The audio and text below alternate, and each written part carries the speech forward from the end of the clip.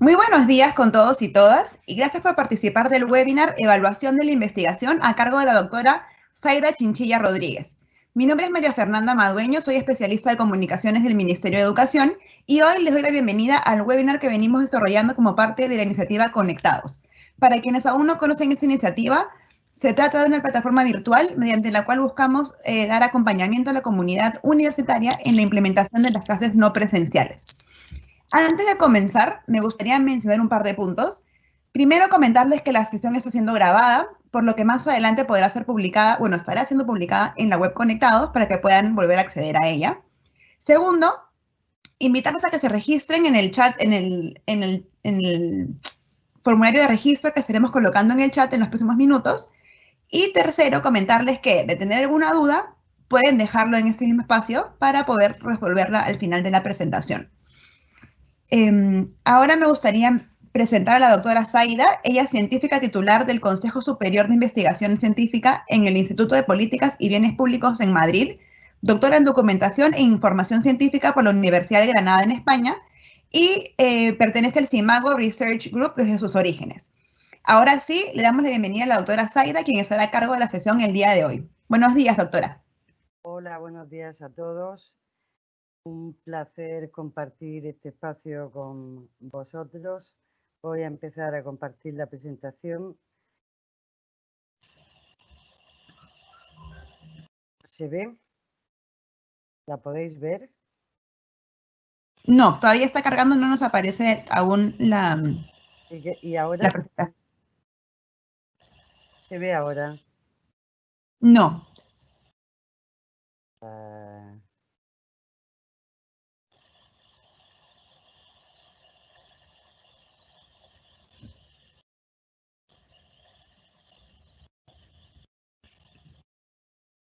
A ver si ahora puedo...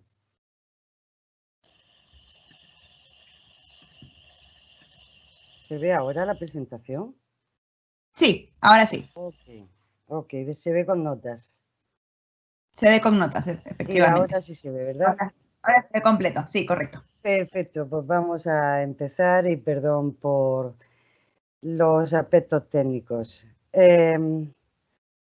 Bueno, la charla es, el título de la charla es la evaluación cuantitativa de la investigación científica y he estructurado en varios bloques en los que voy a hacer un recorrido por el contexto en el que se sitúa la evaluación de la investigación. Voy a explicar para qué se evalúa, quién se evalúa y cómo. Y esto lo voy a hacer a través de ejemplos prácticos, que creo que es la mejor manera de enseñarlo y que se entienda. Luego hablaré de los desafíos que tenemos por delante en la evaluación científica y terminaré con unas breves conclusiones. Bueno, para entender la evaluación hay que entender cómo se desenvuelve y se desarrolla el sistema global de ciencia. La ciencia es una actividad cada vez más interdisciplinar, más global, cada vez aparecen dentro de la red de productores de conocimiento nuevos investigadores, instituciones, países y a su vez hay nuevas demandas de la economía, del ámbito sanitario, de la sociedad y los gobiernos y las agencias de financiación promueven acciones, por ejemplo, colaboración, movilidad, investigación multidisciplinar, para resolver los problemas complejos en un mundo global. Y un buen ejemplo lo tenéis en los Objetivos de Desarrollo Sostenible. ¿Qué pasa? Que las agencias y los gobiernos invierten con diferentes estrategias y objetivos. Hay gobiernos que tienen una investigación priorizada, hay otros, su orientación es más nacional en vez de internacional, y mucho depende del mercado. ¿Esto qué quiere decir?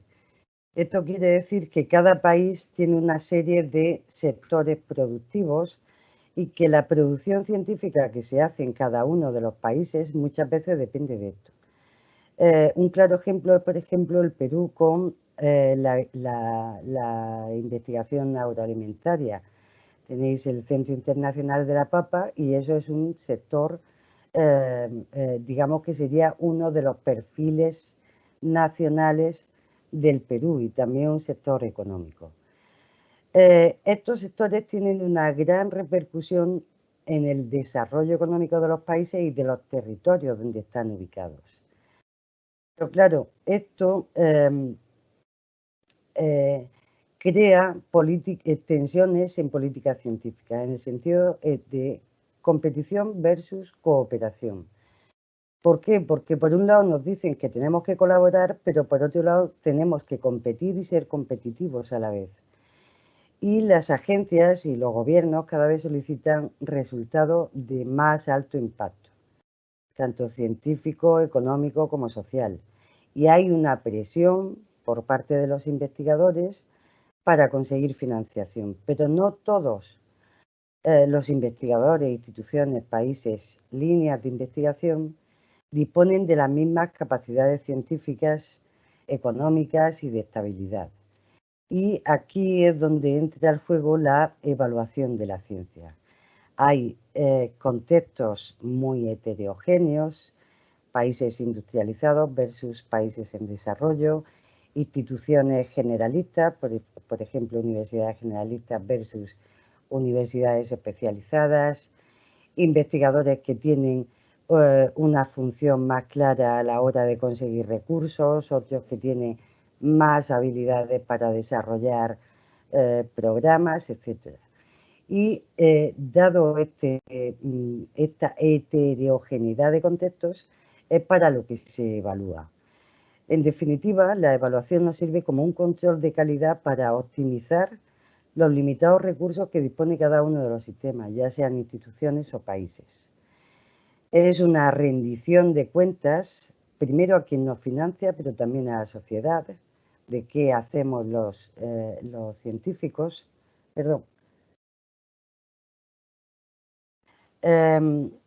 También es una herramienta para la toma de decisiones sobre el personal, las agendas de investigación, es una herramienta de dirección y de gestión estratégica, sirve para cambiar estructuras organizativas y definir nuevos criterios de evaluación y también nos sirve para evaluar los resultados en ciertas áreas científicas con relación a necesidades nacionales. ¿A quién se evalúa? Básicamente actores y actividades de investigación. Los actores son investigadores. Las unidades de investigación pueden ser un instituto, un departamento. Se evalúan instituciones, grandes universidades, centros de investigación, se evalúan países o regiones. Y también se evalúan investigaciones, pues, por ejemplo, los artículos científicos, proyectos, programas. La parte central de mi presentación está focalizada en actores. ¿Cómo se evalúa? Aquí ya estoy viendo a todo el mundo con el factor de impacto en la frente. Vamos a ver, hay dos grandes patas en la evaluación. La primera es la cualitativa, que es con la que todos estamos más familiarizados, porque es la primera que se instauró, la revisión por pares. Esto viene del siglo XVII y se trata de mandar un artículo a la revista y se supone que pares expertos en nuestra área pues ayudan a contribuir para que el artículo se mejore, tienen en cuenta si se sigue el método científico, si los datos están bien usados, presentados, etc. Luego he puesto aquí lo de Peer Review Week, es porque la semana pasada fue la Semana Internacional de la Revisión por Expertos. Entonces, cualquiera que tenga interés en ampliar la información sobre eso, pues ahí tiene el enlace. ¿Qué más hay en la investigación cualitativa? Encuestas y entrevistas. Luego viene la evaluación cuantitativa, que es el área en el que yo tengo experiencia. Esto que es lo que todo el mundo conoce como bibliometría. y son estudios métricos de la ciencia y la tecnología que se dedican a desarrollar metodologías y técnicas cuantitativas para analizar y entender cómo se desarrolla el progreso científico, la comunicación científica y su desempeño. ¿Quién utiliza estos estudios? Pues básicamente hay 4 grandes ramas. Yo he señalado la básica y la evaluativa. En la básica me coloco yo como investigadora de este área de especialización. Y la básica es para aquellos investigadores que se dedican a desarrollo metodológicos en el campo, por ejemplo, nuevos indicadores o refinar indicadores. Y es la investigación básica. Y luego está la bibliometría evaluativa, que es la que utilizan los gestores y los políticos. Es el uso que se hace de la bibliometría como herramienta de apoyo en la evaluación y el diseño de las políticas públicas de ciencia. Ahora mismo vivimos en la era de las métricas. Hay métricas para todo. Tenemos bibliometría, tenemos huevometría, tenemos patentometría, tenemos almetría, hay métricas para todo. Sin embargo, no todas las métricas son buenas. Eso depende del uso que se haga de ellas. Esta portada del Nature es un número especial que sale en 2010, alertando de cómo se pueden mejorar las métricas que luego usan los evaluadores y los gestores. Y lo que nos dice es que los criterios de evaluación hasta ahora están centrados en el factor de impacto. Y además que la presión de los investigadores por conseguir financiación, ser promocionado o ser contratado, lleva una especie de prostitución académica, en la que a veces se trabaja para complacer a los editores y revisores de revistas en lugar de ampliar el conocimiento científico. Esto sale en 2010 y en 2012 empieza a aparecer una serie de guías de buenas prácticas para bibliómetras y para evaluadores. En 2012 aparece la DORA, que es la Declaración de San Francisco, en la que varias personalidades de la investigación científica, vicerrectores de investigación, editores de revistas científicas, se ponen de acuerdo para hacer un manifiesto que diga que el factor de impacto no es utilizándolo solo como un único indicador, no es una buena medida para la evaluación. En 2015 aparece el manifiesto de Leiden. Esto es un decálogo de buenas prácticas para la gente que nos dedicamos al análisis de los estudios, para la gente que nos dedicamos a los estudios métricos y al análisis de las métricas en la producción científica. En 2015 también aparece una guía de buenas prácticas para evaluadores y gestores de investigación, que son finalmente los que aplican las métricas y los que definen cuáles son los criterios de evaluación. En 2017-2018 la Unión Europea habla de cuáles tendrían que ser los criterios de evaluación y ser muy inclusivos, y nos da una serie de recomendaciones sobre transparencia, multiplicidad de indicadores, etcétera, etcétera. Entonces, con esto tenemos como un marco de referencia de cuáles son las guías de buenas prácticas para nosotros y para los evaluadores. Y aquí hay una cosa que hay una serie de nociones básicas que yo quiero introducir antes de enseñar cómo se evalúa, que es que lo primero que hay que tener en cuenta cuando recibimos encargos de cuál es la producción científica, del análisis de la producción científica de cualquier unidad de investigación, lo primero que tenemos que tener en cuenta es la conceptualización. ¿Qué es exactamente lo que nos interesa medir? El impacto, la colaboración, el liderazgo. A partir de ahí, nosotros tenemos que elegir una serie de indicadores que va a depender de la unidad que se va a evaluar, por qué se realiza esa evaluación y qué aspectos se está evaluando. Una vez que elegimos una serie de indicadores que se acercan al concepto, los llevamos a la práctica, en la operacionalización. O sea, cómo nos aproximamos, usando indicadores basados, por ejemplo, en publicación, en citación, en menciones, en coautoría. Y en la medida que un indicador se aproxima a ese concepto de interés, determina la validez y la fiabilidad que tiene ese indicador para ese análisis. ¿Qué miden los indicadores? Miden muchas cosas. En la pantalla, en la parte izquierda, lo que veis es lo que llamamos dimensiones de análisis, ¿no? Pues miden producción, que son número de documentos, miden impacto basado en el análisis de citas, colaboración, número de autores, instituciones, países, liderazgo, la posición de la firma de los autores en las publicaciones, interdisciplinaridad, productividad y otros tipos de impacto. El impacto social, el industrial, el político y el mediático.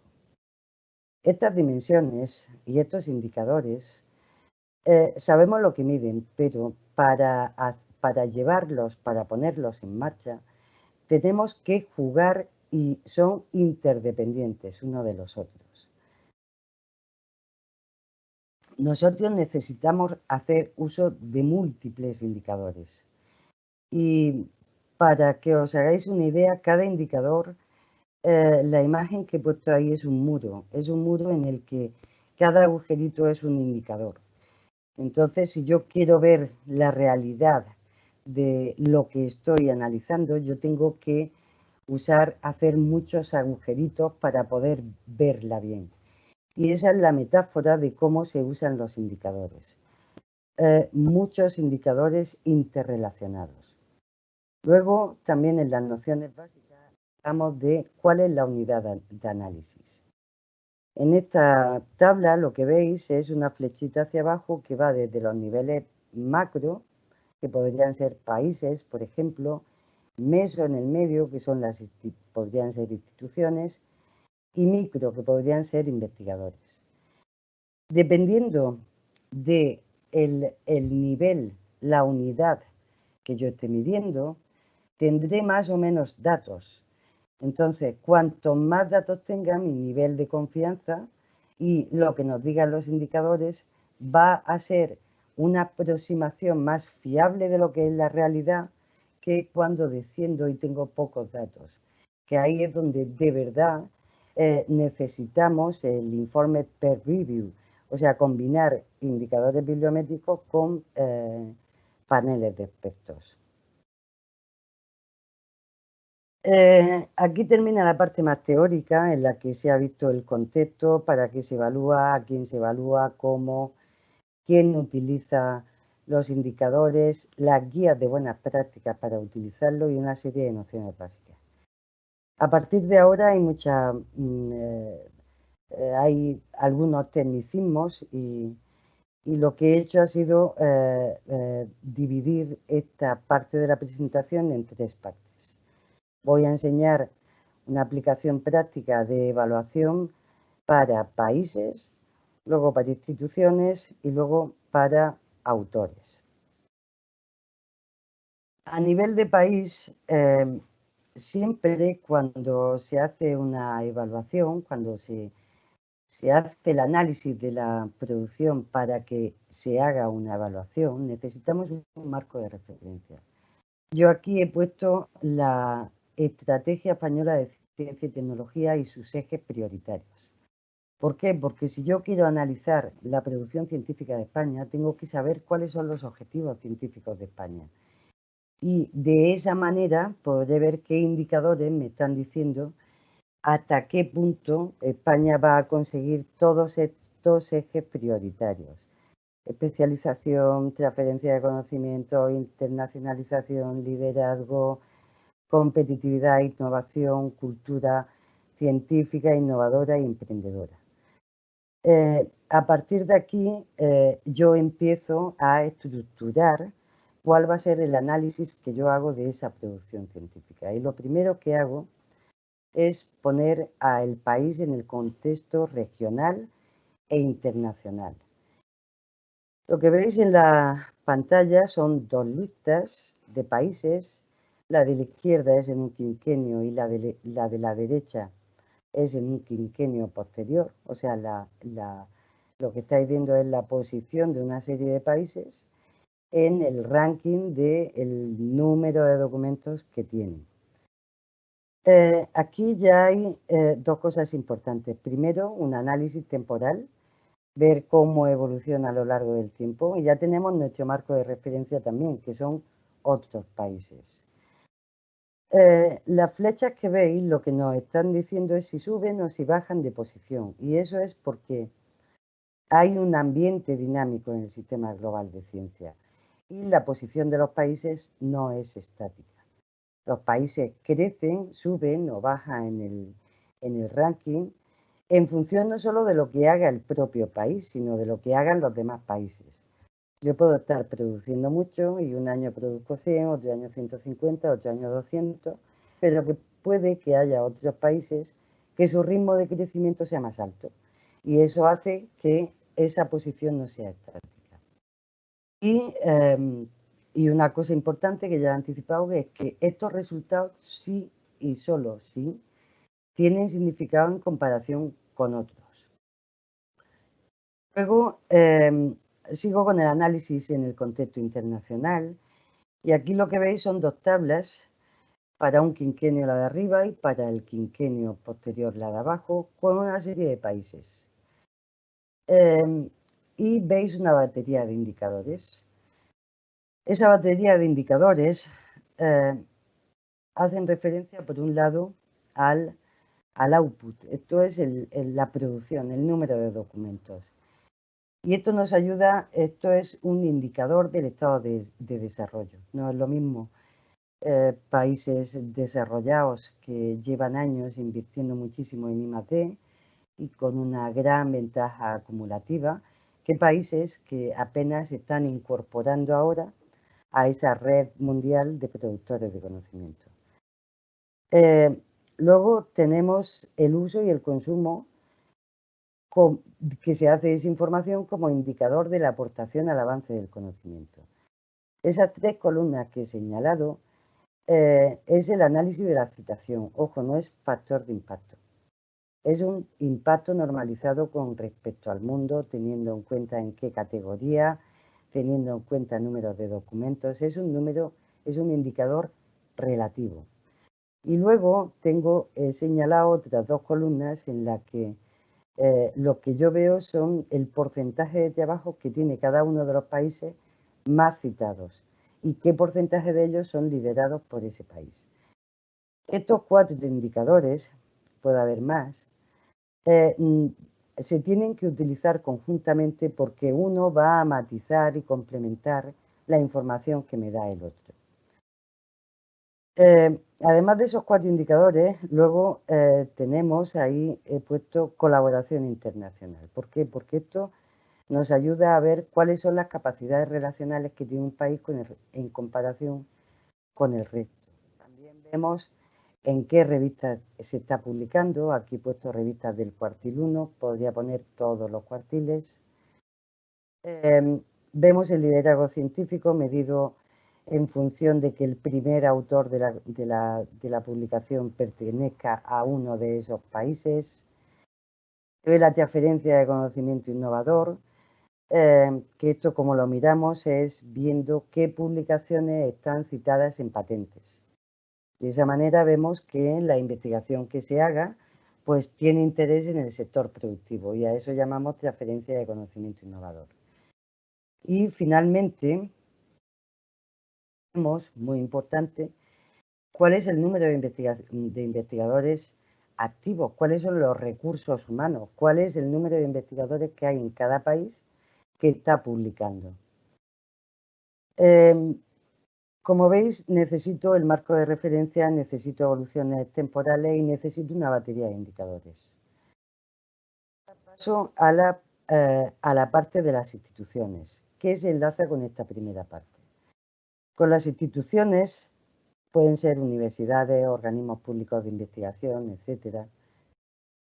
Necesitamos, lo mismo que para un país necesitamos un marco de referencia, que era, en el caso que os he enseñado, la Estrategia Española de Ciencia y Tecnología, en el caso de las instituciones necesitamos saber cuál es la misión y la visión, cuáles son los objetivos que quieren conseguir.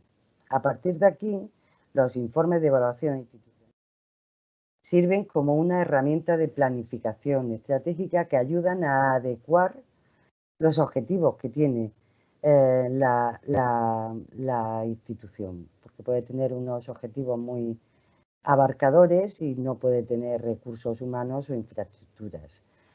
También sirven para saber cuáles son las estrategias de publicación, el reparto de fondos, las promociones, etcétera. También sirven para ver el análisis y la evaluación de la competencia, transparencia en la gestión universitaria y para que tanto estudiantes, empresas como otras instituciones también sepan qué está haciendo esta institución. Siguiendo con cuáles son las dimensiones y los niveles de análisis, cuando empezamos a hacer análisis de instituciones, lo que vemos son, hacemos primero una foto inicial de todos los sectores institucionales. Lo que veis en esta pantalla, arriba es un quinquenio, abajo es otro quinquenio, hay una serie de sectores y hay una serie de indicadores. Pues lo que vemos es cuál es la aportación de la universidad, en este caso, al sector universitario. O sea, vemos que en este país el sector universitario es el mayor generador de conocimiento y así tenemos un marco de referencia para ver la institución que tengamos que evaluar. Luego hacemos un análisis, ya nos centramos en la institución y lo que hacemos es un análisis temporal. Aquí veis el año y una serie de años y hacemos bloques. Aquí lo que hacemos son bloques y aquí, por ejemplo, he señalado tamaño científico. Esto es que tengo que ver qué porcentaje o qué producción tiene la universidad y qué cantidad de investigadores tiene. Luego vemos patrones y estrategias. Esto es si se libera mucho, si se colabora, si se publica en revistas de un determinado cuartil o de otro. Luego vemos otra dimensión que es el impacto. Y aquí vemos impacto normalizado, impacto liberado, impacto de excelencia. También tenemos en cuenta cuál es la especialización temática con relación a esa institución, pero también en relación a otras. Y finalmente, como foto inicial, la innovación, la capacidad de transferencia de conocimiento realizado en esa universidad al sector productivo. Y claro, esto es una tabla de datos que muchas veces nos cuesta trabajo ver fácilmente qué hay detrás de esos datos. La parte de abajo, lo que os está mostrando son las gráficas de las 4 dimensiones que os he señalado. Así fácilmente podemos ver pues dónde hay debilidades, los picos que van hacia abajo o dónde hay alguna fortaleza. Después de ver esto, hay que hacer un análisis de cuál es la distribución temática de la producción, porque tenemos que saber en qué áreas está trabajando esa universidad o ese centro de investigación. Lo que la tabla que estáis viendo aquí es el número, una serie de áreas temáticas donde la institución puede o no puede tener producción, cómo evoluciona ese número de documentos temporalmente. Y luego lo que veis ahí es que nosotros analizamos esa institución, pero siempre necesitamos universidades de referencia. Y lo que hacemos es ver en qué posición está esa universidad en esas áreas temáticas y en qué posición están las demás universidades del mismo país. Y aquí, pues, por ejemplo, vemos que con respecto a todas las universidades de un país, pues esta institución está muy bien en una serie de áreas, que esto gusta mucho a los departamentos de marketing y comunicación de las universidades, porque enseguida sacan notas de prensa, ¿no? Pues la Universidad de San Marcos, la Cayetano Heredia, es la primera en esto o en lo otro. Y eso está muy bien, pero eso es una foto que puede ser matizada por otros indicadores. Y este indicador es la especialización temática. Ahí vemos que esa universidad era la primera en 4 áreas. Pero tenemos que tener en cuenta el tamaño de esa universidad y del resto. Y para tener en cuenta el tamaño utilizamos este indicador de especialización relativa, que lo que nos está diciendo es que a lo mejor una universidad publica mucho en un área, pero hay universidades que publican más. Este indicador lo que nos deja es, aflora, nos deja ver otras fortalezas de la universidad. Por ejemplo, pues esta universidad era muy buena en matemáticas y en medicina y en inmunología, pero no tenía muchísimos documentos en veterinaria, sin embargo, es especializada con respecto a las demás universidades del mismo país. O sea, utilizamos indicadores que van refinando poco a poco cada una de las dimensiones. Luego, estamos hablando de grandes áreas temáticas, pero cada área temática tiene unas subespecialidades que a su vez tienen distintos patrones de comunicación científica y distintos comportamientos. Por ejemplo, habrá áreas en las que se necesiten muchos autores, habrá áreas en las que se necesite o sea habitual la colaboración internacional, habrá áreas que sean más propensas a dedicarse a investigaciones de tipo local y publiquen más en español, etcétera. A eso me refiero con distintos patrones de comunicación científica. De manera que también hay que poner la lupa y ver en cada una de las áreas las subespecialidades y ver la batería del conjunto de indicadores. Y aquí, pues por ejemplo, vemos que hay un área, hay 2 subespecialidades, sobre todo una en la que hay mucha generación de conocimiento innovador con respecto a las demás, aunque tiene poco impacto. Pues bueno, tiene poco impacto, pero tiene otra validez, tiene algo que puede ser muy interesante para la universidad. Luego hay áreas muy pequeñitas como áreas en las que se ve perfectamente que acaban o es una nueva área de investigación, un grupo de investigación muy pequeño, en las que puede haber muy pocos documentos, pero tiene un impacto a nivel mundial tremendo, un impacto liderado tremendo, es muy citada. Y aunque tenga pocos documentos, pues oye, igual hay que ver ese grupo de investigación, cómo podemos fomentar o cómo podemos ayudarla a que siga desarrollando investigación, porque parece ser de interés para la universidad. Finalmente, con esta parte del análisis de las temáticas, somos capaces a brindar información para categorizar áreas por rendimiento. Y así los gestores de la información, los vicerrectores, los ministros, pueden ver pues cuáles son sus áreas fortaleza, las áreas con potencial, las emergentes, las áreas promesa, y pueden reajustar objetivos o pueden mejorar, reorientar los recursos que están poniendo en determinadas áreas. Otro de los análisis que hacemos son las revistas de publicación. Ahí lo que estáis viendo arriba es una evolución temporal del número de documentos en cada uno de los cuartiles. El cuartil 1 es el verde, el cuartil 4 es el rojito. Y abajo lo que estáis viendo es la citación normalizada con respecto al mundo que tienen esas publicaciones, no el factor de impacto de la revista, la citación normalizada con respecto al mundo.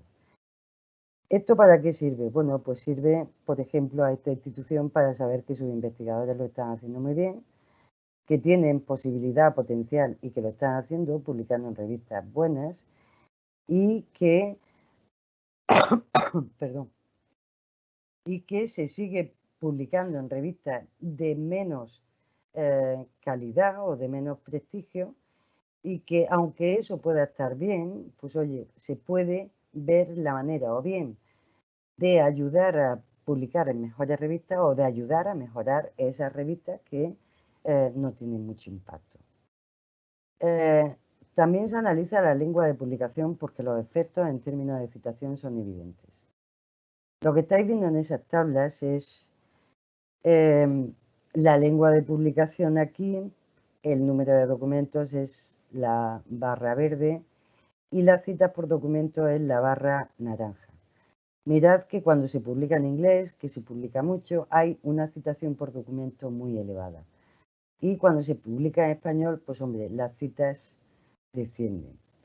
Y esto es una cuestión de capacidades y de audiencias.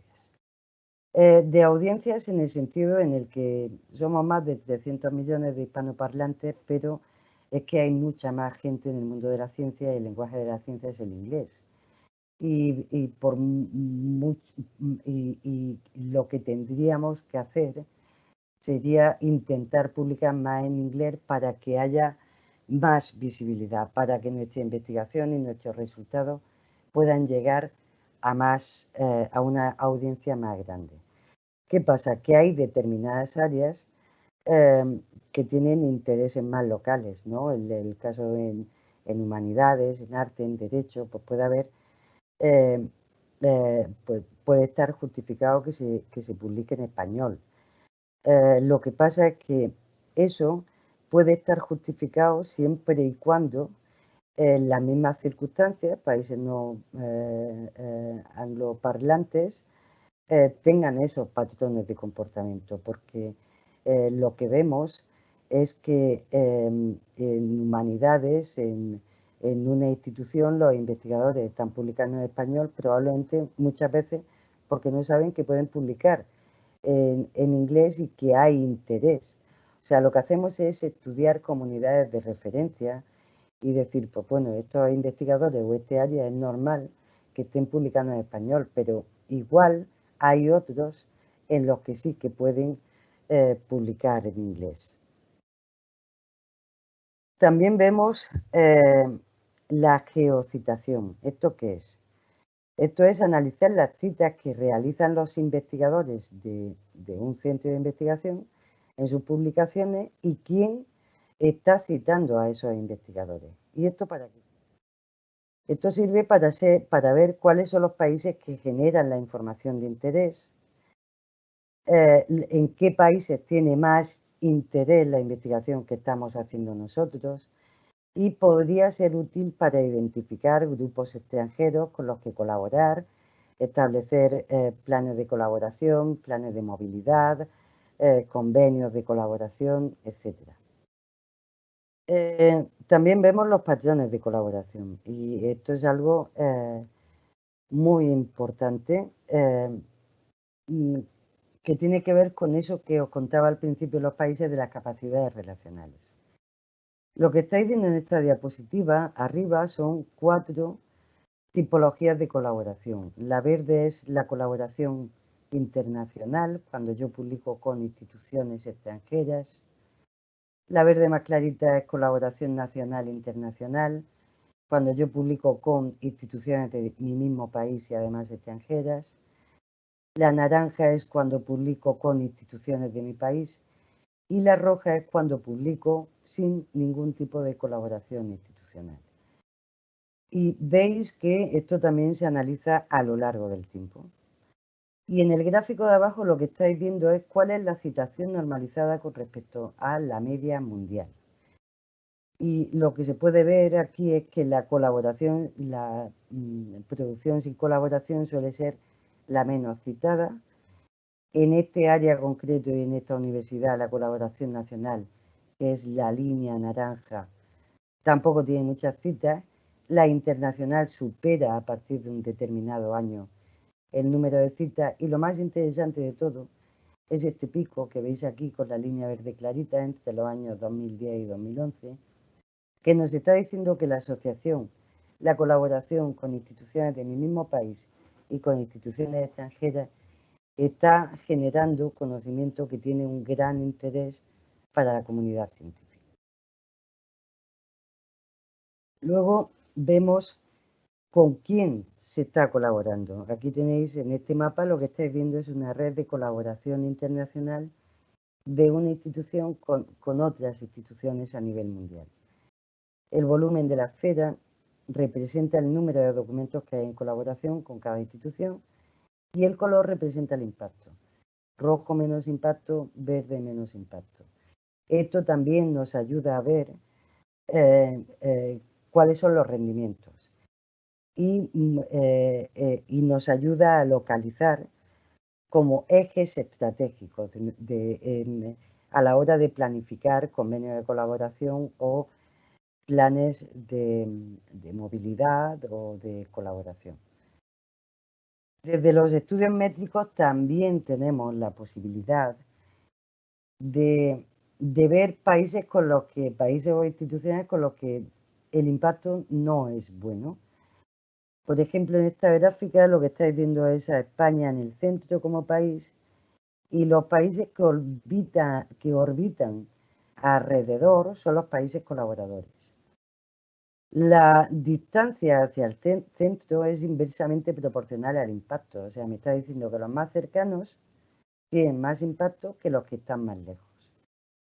Bueno, pues yo sé que en este área, España, la colaboración con Portugal y con México, pues de momento no tiene mucho impacto.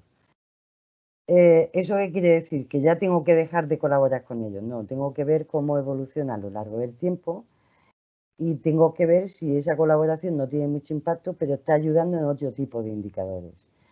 Y si se mantiene a lo largo del tiempo sin impacto, pues veré si esa línea de investigación hay que reformularla o hay que buscar otros socios. O lo que los gestores de la información, de la investigación, estimen oportuno. Luego, desde las métricas también tenemos herramientas que nos ayudan a ver la colaboración sectorial y ver cuáles son nuestros aliados competidores. Y esto tiene que ver con una diapositiva que ponía al principio, aquí lo de la tensión entre competir y colaborar. Aquí lo que veis es una serie de instituciones con las que se colabora, una serie de indicadores, y aquí lo que hacemos énfasis es no solo en el impacto que tengo con esa institución, sino qué porcentaje estoy colaborando yo, en qué proporción colaboro yo con cada una de esas instituciones y en qué proporción colaboran ellas con mi institución. ¿Por qué? Porque ahí se da una serie de asimetrías y muchas veces se crean, hay instituciones que son más autónomas, o sea, instituciones que si de casi todo lo que yo estoy publicando, lo puedo publicar contigo porque no dependo de muchas otras instituciones. Esto también se hace a nivel de países y aquí se utilizan indicadores de asimetría. Son algoritmos que nos ayudan a ver cuáles son las discrepancias entre socios colaboradores, reduciendo el tamaño. Para que lo veáis claro, casi siempre una de las notas comunes de prensa habituales en los departamentos de marketing y comunicación de las universidades es pues la Universidad X, el principal socio colaborador de la Universidad X es Estados Unidos. Si solo miramos el número, Estados Unidos es el principal socio colaborador para el 90% de las instituciones mundiales. ¿Por qué? Porque se trata de una cuestión de tamaño. Estados Unidos está produciendo un cuarto de toda la producción mundial. Y entonces lo que tenemos que ver es desinflar el efecto de tamaño y ver cuáles son nuestros socios preferentes. Y esto es, por ejemplo, si la Universidad Cayetano Heredia publica 100 documentos y 50 están hechos en colaboración con una institución estadounidense, tenemos que tener en cuenta que la estadounidense ha publicado 1000 artículos y que solo 50 de ellos están en colaboración con la Cayetano Heredia. Si esto lo hacemos para todos los países y vemos dónde está el desbalance, esto nos ayuda a localizar cuáles son realmente los socios preferentes y también ayuda en el diseño de agendas de investigación, en promover colaboraciones, estancias de investigación, etc. Más vemos, esto del conocimiento innovador que os enseñaba al principio con los países. Esto tiene relevancia para los gestores y las agencias porque a esto se le ha dado en llamar transferencia tecnológica ciega. ¿Por qué?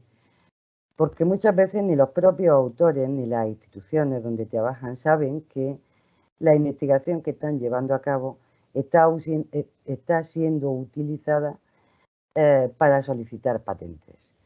Y esto es útil que pongamos la lupa aquí porque sirve para proponer agendas científicas y colaboraciones estratégicas entre la universidad y la empresa. Y también en términos de divulgación, se le está diciendo que la universidad tiene un impacto social y tiene un impacto industrial. Y esto a la vez hace que la universidad sea más atractiva para otras empresas y también para potenciales alumnos que están viendo dónde matricularse.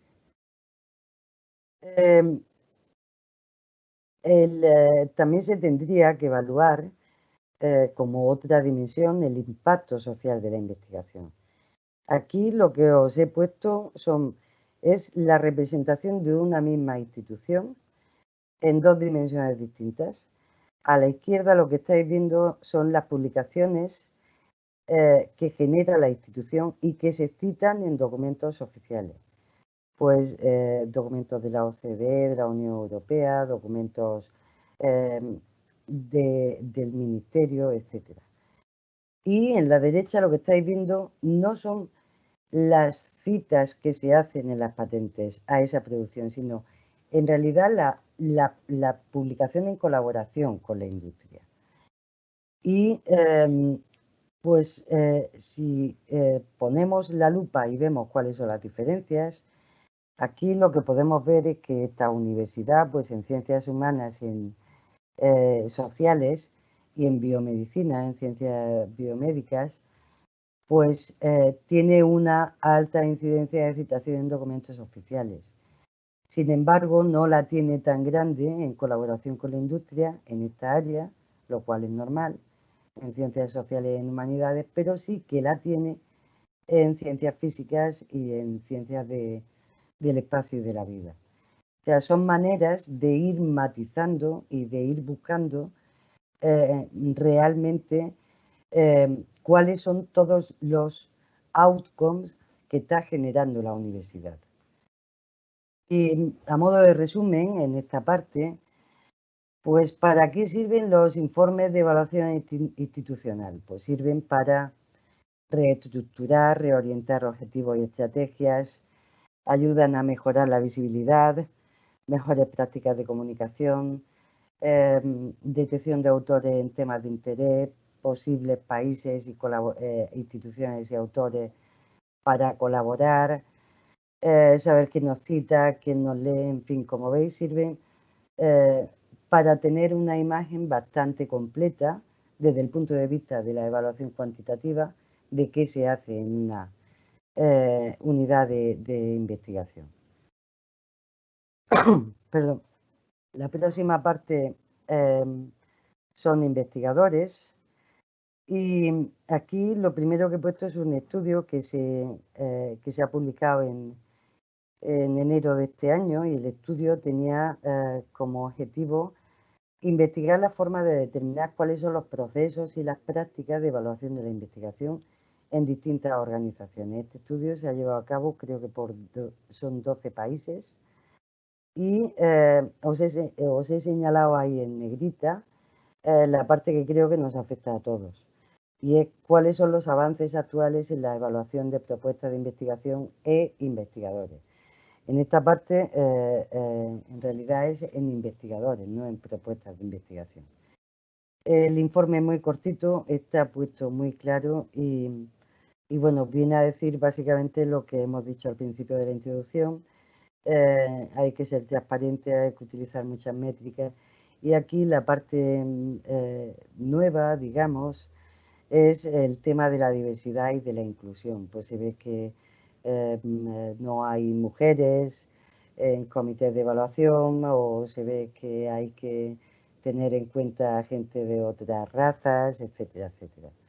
Os animo a leer el informe porque es muy cortito y es muy claro y deja como asentadas cuáles son las próximas líneas a seguir en la investigación, en la evaluación de la investigación. En el Perú tenéis el reglamento de calificación, certificación y registro de investigadores que hace el CONICET, el reglamento RENACIT. Y ahí os dice a cada uno cuáles son los criterios que va a utilizar para evaluaros. He tomado esta diapositiva de Dani Torres porque me parece que es muy clara en esta parte de la evaluación de los investigadores, y es cómo es la evaluación ligada a la carrera académica. Y él pone cuáles son todas los ítems que van a evaluarnos y cuáles son las fases de la carrera académica. Al principio dice publicaciones, aprendiendo a publicar, cuando estamos haciendo la tesis doctoral. Ahí aprendemos a publicar, aprendemos a hacer artículos, publicamos en la revista del departamento, publicamos en una revista nacional. Luego, cuando ya tenemos la tesis, ahí empezamos a tomar responsabilidades porque se pide calidad y coautoría.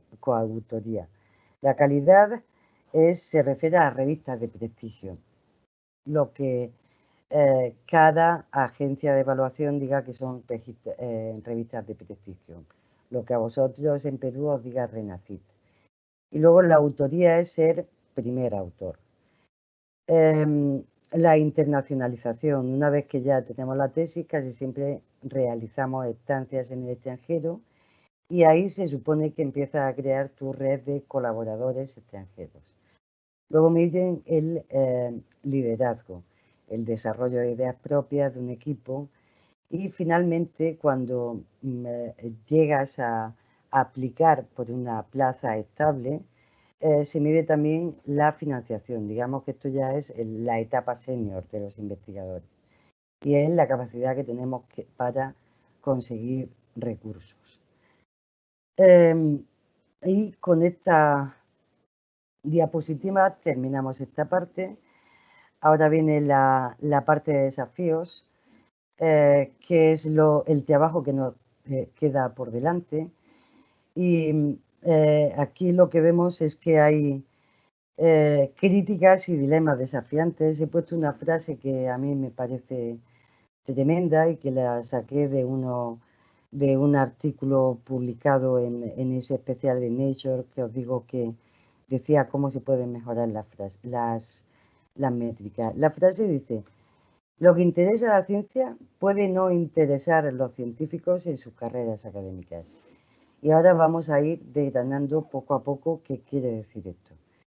Pero antes, el primero de todos de los desafíos es dejar claro qué es bibliometría y qué es evaluación de la investigación. Cuando hablamos de bibliometría, todo el mundo se pone a temblar y se pone a llorar, porque solo pensamos en factor de impacto o en índice H. Bueno, la bibliometría, las métricas son herramientas y no evalúan. Evalúan los expertos de cada área. Las agencias de financiación y las instituciones académicas son las que establecen los criterios de evaluación y son las que dicen cuáles son los paneles de expertos para el asesoramiento. La gente que nos dedicamos a las métricas no evaluamos. Estas son premisas básicas que a veces son totalmente desconocidas por profesionales de otras áreas. Y el mal uso que se hacen de esas métricas es lo que se cuestiona.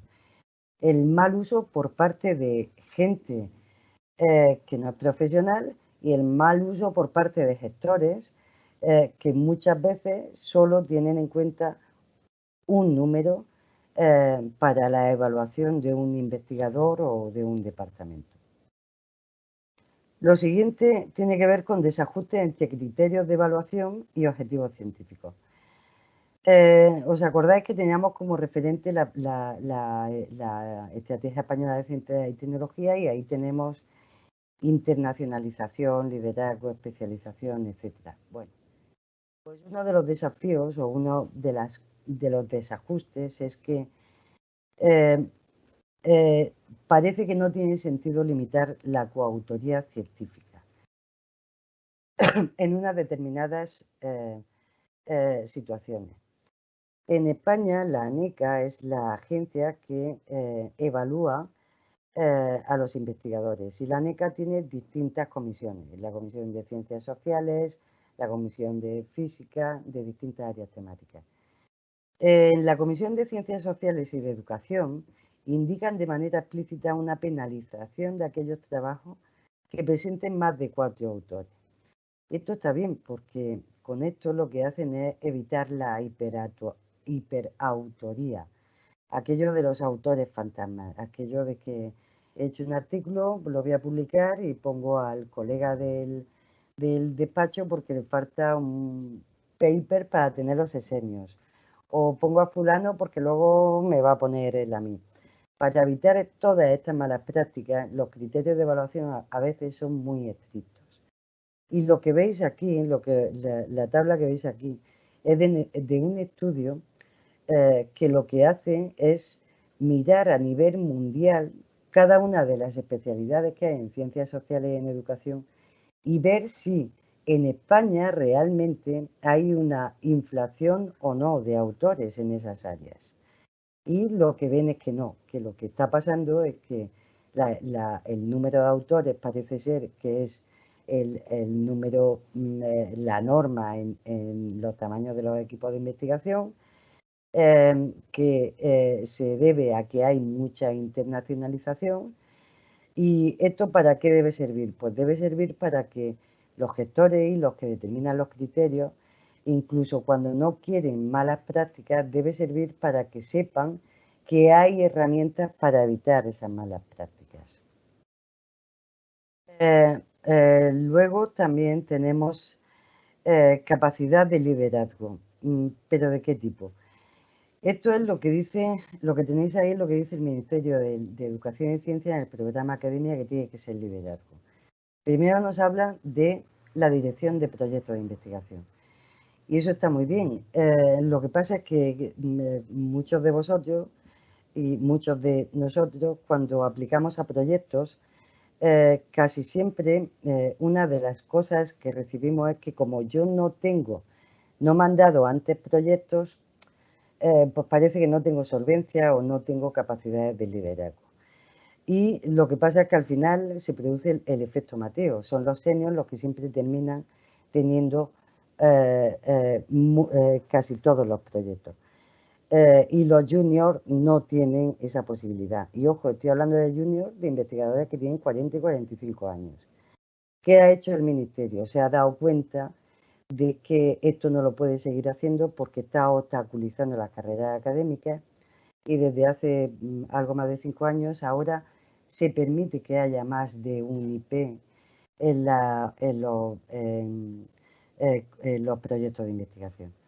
Otra de las partes con las que se mide el liderazgo es ser autor, firmar como primer autor en los trabajos científicos. Y esto está muy bien, pero lo que pasa es que las posiciones de liderazgo son escasas. Y sobre todo dependiendo del área temática, porque habrá especialidades que tengan un gran número de autores. Entonces el primer autor pues seguirá reduciendo la probabilidad de ser líder a medida que se aumente el número de autores. Aquí lo que os estoy enseñando es una investigación, un trabajo que hemos hecho y que espero que en breve esté publicado, en el que vemos cuál es la cantidad de investigadores que hay en determinadas etapas de la carrera académica. Aquí veis early, estos serían los juniors, estos serían los postdocs, estos serían gente que ya ha aplicado a plaza, y estos son los los seniors. ¿Y qué está pasando? Hay un abandono de las carreras académicas. Entonces puede ser contraproducente, muchas veces puede ser contraproducente lo que nos dicen los criterios con el avance de la carrera académica. También cuando salió esto, nosotros nos preguntamos cómo afectaría esto de ser primer autor a la especialización y al impacto de países y de instituciones. Porque si solo voy a ser líder siendo primer autor, ¿qué efecto puede tener esto en otras cosas que le interesan a los gestores como objetivos científicos? Y el análisis se hizo sale publicado en el año 2018 y ahí lo que vemos para todos los países del mundo es que la especialización temática y la colaboración benefician o sea, la especialización temática se debe a la colaboración internacional y que la colaboración beneficia el impacto, pero no siempre beneficia el impacto ni a la especialización ser líder. Entonces, esto es algo que tendríamos que tener en cuenta porque podemos estar no valorando cosas que son importantes para conseguir objetivos. Y esto además tiene que ver con la absorción de conocimiento.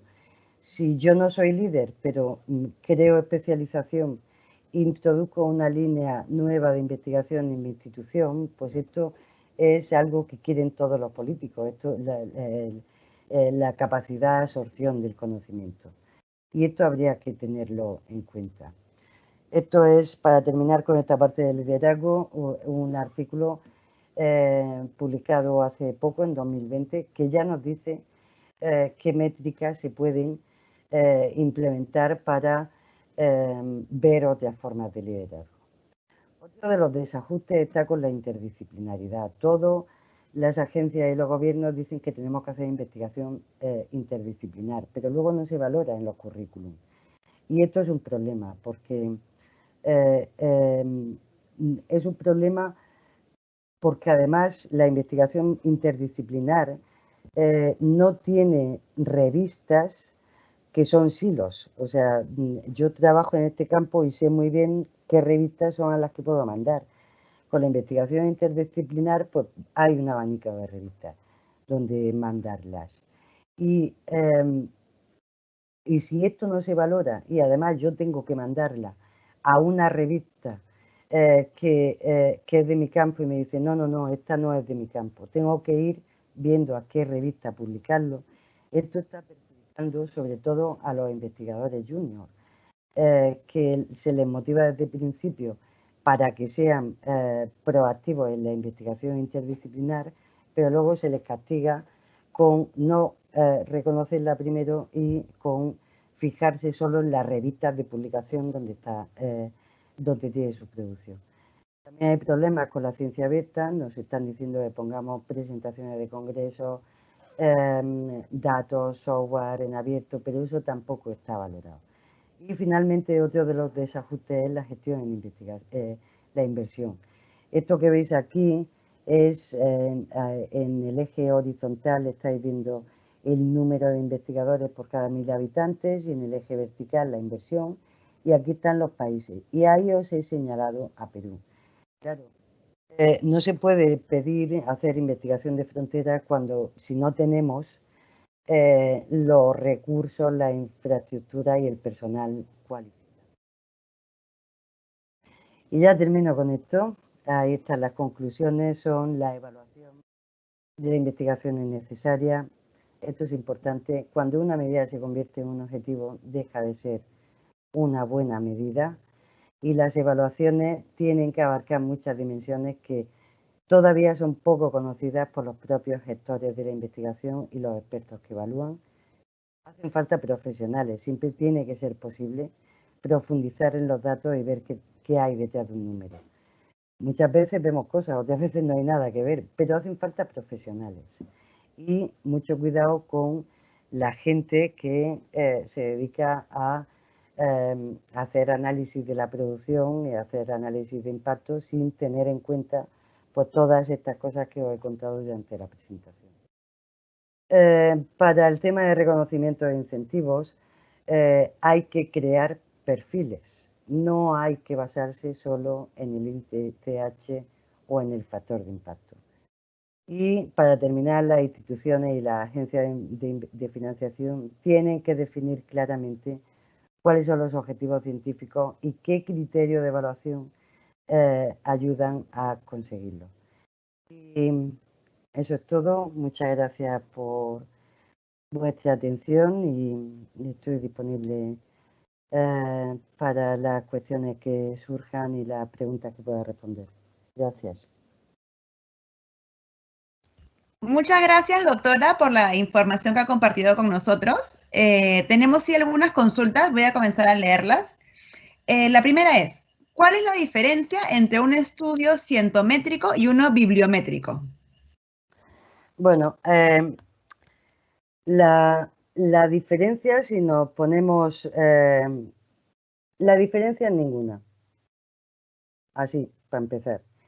Dentro del campo de los estudios métricos tenemos bibliometría, cienciometría, informetría, bobometría. La bibliometría es la primera rama que aparece y es la aplicación de métodos estadísticos. Con la cienciometría tenemos indicadores socioeconómicos también. Y cada una de las metrías incorporan una pequeña dimensión distinta. Pero en términos de calle, no hay mucha diferencia entre estudios bibliométricos y cienciométricos. A no ser que uno sea muy claro en el que solo hace mucha incidencia en que solo son métodos. No sé si se ha quedado claro. La incorporación de otras dimensiones en la cienciometría, por ejemplo, indicadores sociodemográficos, gastos en I+D, personal en I+D, sectores institucionales. Eso sería más un perfil cienciométrico que bibliométrico. Dejemos lo bibliométrico para la bibliometría básica, la que se ocupa de hacer desarrollo metodológico. Perfecto, muchas gracias. Por otro lado, para evaluar cuantitativamente, ¿necesariamente se usan los valores de los indicadores de input y output? Esa pregunta es una pregunta trampa. ¿Por qué? Porque los indicadores de input no siempre se evalúan. Los indicadores de input se están refiriendo a cuál es la inversión que tengo y los indicadores de output se están refiriendo a cuáles son los resultados que tengo, ya sean publicaciones, patentes, libros, conferencias de congreso. No siempre se utilizan indicadores de input y de output. ¿Se debería? Pues sí, porque con eso es otra dimensión que nos ayuda a ver más cosas, pero no siempre se utiliza. Espero haber respondido a la pregunta. Sí, muchas gracias. Respecto a los indicadores que ha presentado el día de hoy, ¿cómo se generan los indicadores y en qué medida hay cambios en estos indicadores? ¿Qué factores son los que generarían que estos indicadores cambien? Bueno, estos indicadores se generan a partir de nuestra materia prima, son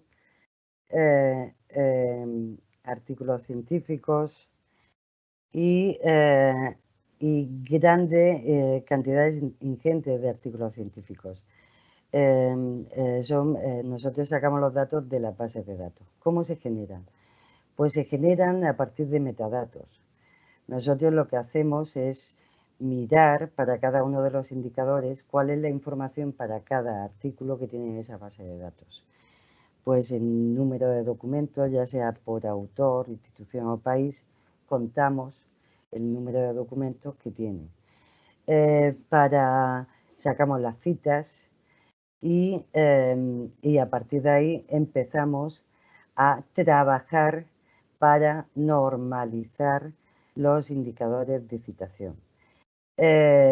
¿Por qué no utilizamos citas brutas? Hay que, como he explicado en la presentación, utilizar indicadores relativos.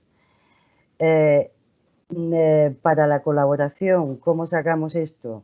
Pues nos vamos a los autores y la afiliación institucional que tiene cada uno de los autores. Y básicamente el artículo científico está lleno de información que nosotros vamos capturando y vamos sacando para crear estos indicadores. ¿Cómo cambian los indicadores? Bueno, cambian a medida que nos vamos dando cuenta de que no nos están dando una visión fiable de la realidad. Un ejemplo claro está con las citas. Nosotros no podemos contar citas brutas. Se empezaron a contar citas por documento. Tampoco nos valían las citas por documento. Necesitábamos un referente. Ahí aparece el indicador Crown, que ese referente al final, que ese indicador lo que decía era, vamos a ver, vamos a coger las citas y vamos a tener en cuenta las citas en un campo de conocimiento y vamos a tener en cuenta esas citas en toda la producción de todo el mundo. Y ahora vamos a ver en los mismos tipos de documentos, en el mismo espacio, periodo temporal, y vamos a ver, vamos a establecer un estándar que va a ser el mundo. ¿Qué pasaba con el indicador Crown? Pues tenía el problema de que era promedio de promedios. Esto nos lleva a la citación normalizada y a los percentiles, al uso. Esto nos lleva de la citación normalizada al uso de los percentiles. Pues ahora vamos a tener en cuenta la distribución de citas y vamos a coger percentiles o los indicadores van cambiando a medida que nosotros vamos viendo, a medida que la ciencia va evolucionando, porque cada vez hay más y en la medida que nosotros vemos que algo no se está dando una imagen real, pues los indicadores evolucionan. Esto, el ejemplo claro también está en esto de que para estudiar la colaboración yo me quedo con que Estados Unidos es mi principal socio. Pues te das cuenta de que eso no le dice nada, eso no nos dice nada. Pues ahí utilizamos algoritmos que no son ni siquiera de nuestra propia área y utilizamos algoritmos para ver indicadores de asimetría. En fin, la cosa va desarrollándose en el sentido en el que se va desarrollando la ciencia.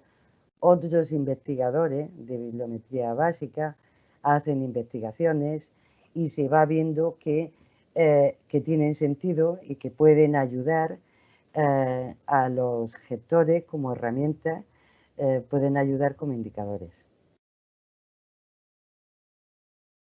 Perfecto, muchas gracias. Otra consulta es, para evaluar mi artículo en base a lo expuesto, ¿lo puedo hacer de manera personal o se tiene que evaluar necesariamente a través de mi universidad? Para evaluar mi artículo, para evaluar un artículo, nadie evalúa su artículo, porque tú eres el autor y tu artículo es buenísimo. Quien evalúa los artículos son los pares, son los revisores.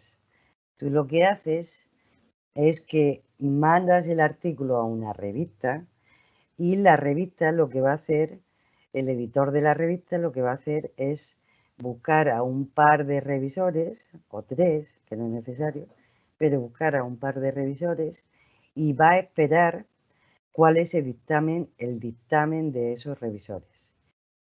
Ese dictamen te va a llegar a ti y esa es la evaluación que están haciendo esos revisores de tu artículo. En lo que te pueden decir, pues podrías ampliar la revisión bibliográfica, parece que las tablas no están bien, o parece que el uso de la estadística está de esta manera o de la otra, y tú respondes a los revisores en función de lo que ellos te dicen. Las buenas revisiones siempre ayudan a mejorar tu artículo. Una vez que tú le mandas a los revisores y los revisores ven los cambios que tú has hecho, los revisores le dicen a la revista, este artículo está listo para publicar, porque está bien hecho, sigue el código ético y el método científico y hay una contribución al conocimiento. Ese es el control de calidad que tiene que seguir tu artículo para ser publicado. Y ese es el primer filtro de calidad, que es un filtro previo al que nosotros utilizamos para hacer estudios médicos, porque nosotros ya sacamos artículos que están publicados. Entonces, quien evalúa tu artículo es un revisor y luego tú a tu universidad, tú le dices en qué revista has publicado tú ese artículo. Y tu universidad será la que vea, pues, en qué revista has publicado, las citas que recibes, si tienes coautores, si no tienes coautores, etc. Espero haber respondido a la pregunta. Sí, muchísimas gracias. Otra consulta, ¿cuándo es conveniente evaluar la ciencia con el uso de dos bases de datos, Web of Science y Scopus? Esa es una muy buena pregunta. Mirad, cada base de datos tiene una cobertura distinta. Por ejemplo, Web of Science es la primera base de datos que aparece en el mercado. Y una de las críticas que había a esa base de datos era que no había suficiente cobertura en una serie de áreas. Las ingenierías se quedaban un poco sin estar bien representadas, las ciencias humanas, las ciencias sociales. Luego empiezan a aparecer en el mercado de la información electrónica, de la información científica, más bases de datos, Scopus. Y Scopus lo que hace es,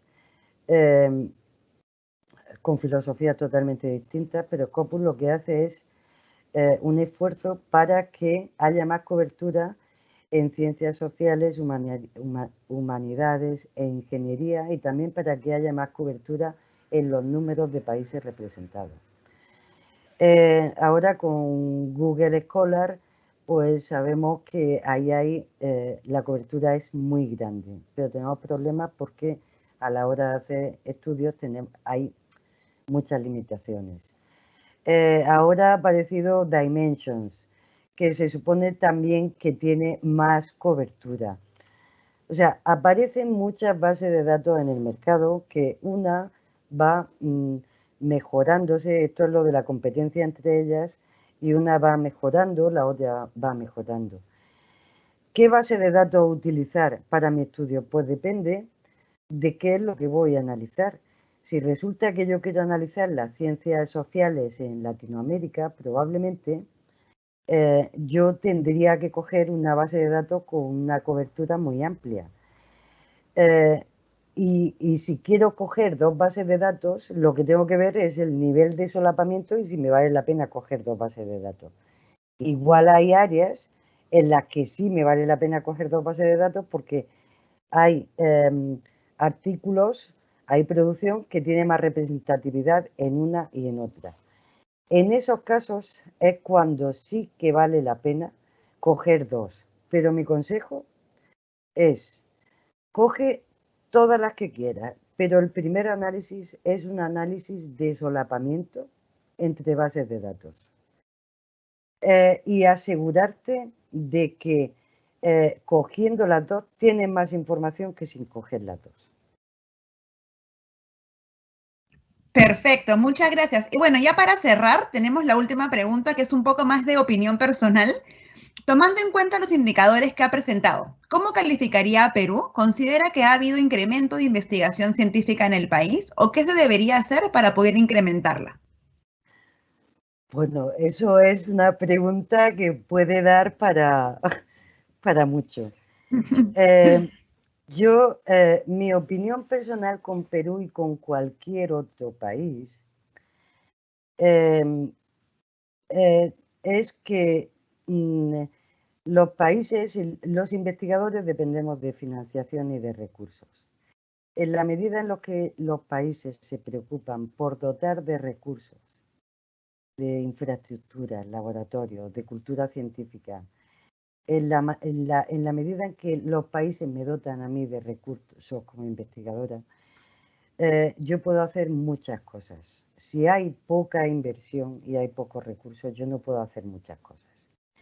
En el caso concreto de Perú, Perú está haciendo un esfuerzo gigante por la parte de los investigadores. Perú está ahora publicando del orden de más de 2.000 trabajos por año, y después de Ecuador es el segundo país de Latinoamérica con las tasas de crecimiento más grandes. Pero mirad qué diferencia, esto es meterme en una camisa de 11 varas, mirad qué diferencia hay de inversión en Perú y qué diferencia hay de inversión en Ecuador. Entonces, mi opinión personal es que Perú lo está haciendo bien, porque los investigadores, a pesar de no tener muchos recursos, están haciendo un esfuerzo tremendo por crear ciencia y por establecer redes de colaboradores internacionales.